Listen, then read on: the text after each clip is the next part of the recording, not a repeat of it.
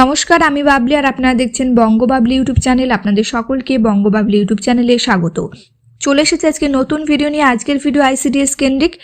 ভিডিওটি প্রথম থেকে শেষ পর্যন্ত দেখবেন। ভালো লাগলে অবশ্যই লাইক করবেন, শেয়ার করবেন। ইউটিউব চ্যানেলে নতুন হয়ে থাকলে চ্যানেলটি সাবস্ক্রাইব না করে থাকলে অবশ্যই চ্যানেলটি সাবস্ক্রাইব করুন।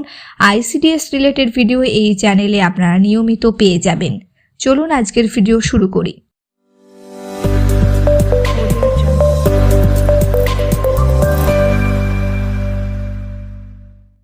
ফাটল ধরেছে অঙ্গনওয়াড়ি কেন্দ্রে, বিপদের আশঙ্কা।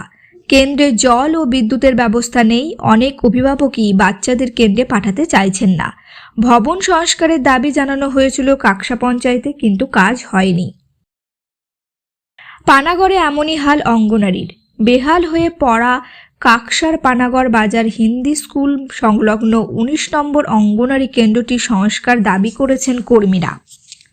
পানাগড় বাজারে হিন্দি স্কুল কমিউনিটি সেন্টারের পাশে ওই কেন্দ্রে 30 জন শিশু ও 10 জন গর্ভবতী মহিলার রান্না হয়। শিশুদের প্রাথমিক শিক্ষাও দেওয়া হয়। কেন্দ্রের কর্মীরা জানান, ভবনটির বাইরের অংশে ফাটল ধরেছে, ভেতরে দেওয়াল স্যাঁতসেঁতে। কেন্দ্রের কর্মী কৃতি চট্টোপাধ্যায় রায় জানান, ভবনের চারদিকে ফাটলের চিহ্ন স্পষ্ট। বৃষ্টি হলে ছাদ চুইয়ে জল পড়ে, নিচে বসার জায়গা থাকে না।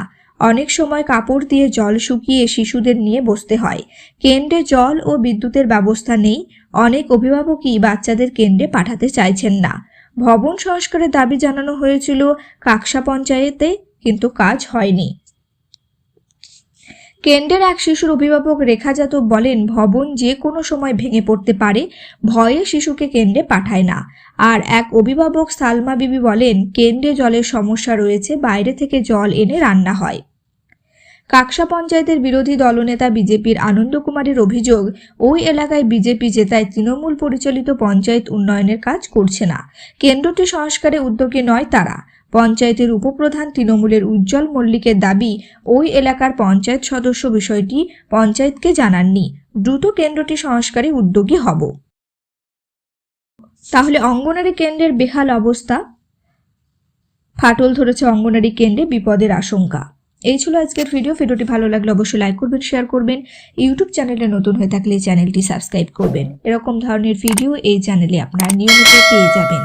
আপনারা কমেন্ট করে জানাতে পারেন আর কি কি বিষয় নিয়ে ভিডিও বানালে ভালো হয়। চেষ্টা করব সেই সব বিষয় নিয়ে ভিডিও বানানোর। আজকের ভিডিও এখানে শেষ করলাম। সকলে ভালো থাকুন, সুস্থ থাকুন।